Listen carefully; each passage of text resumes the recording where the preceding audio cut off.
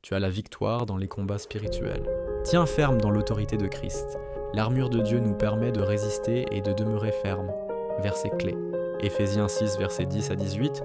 Enfin fortifiez-vous dans le Seigneur et par sa force toute puissante. Revêtez-vous de toutes les armes de Dieu afin de pouvoir tenir ferme contre les ruses du diable.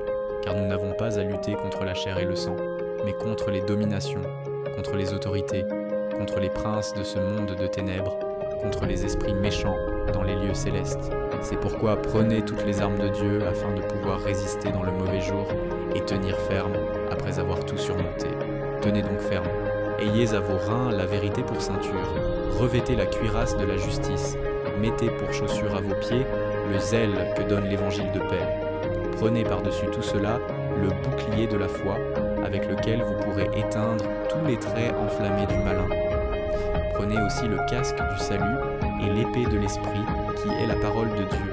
Faites en tout temps par l'esprit toutes sortes de prières et de supplications. Veillez à cela avec une entière persévérance et priez pour tous les saints. Le chrétien est engagé dans un combat spirituel, pas contre des personnes, mais contre le mal et les forces spirituelles qui s'opposent à Dieu. La force ne vient pas de soi, mais de Dieu.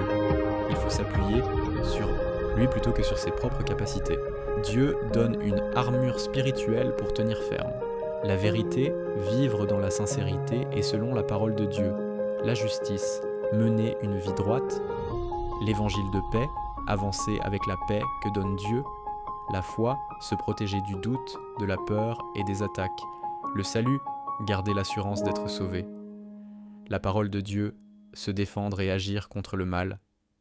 La prière est indispensable. Elle relie le croyant à Dieu en permanence. Luc 10, 19. Application: utilise la parole de Dieu dans la prière face aux attaques spirituelles. Éphésiens 6, 17. L'épée de l'esprit est la parole de Dieu. Bon mardi dans la parole de Dieu.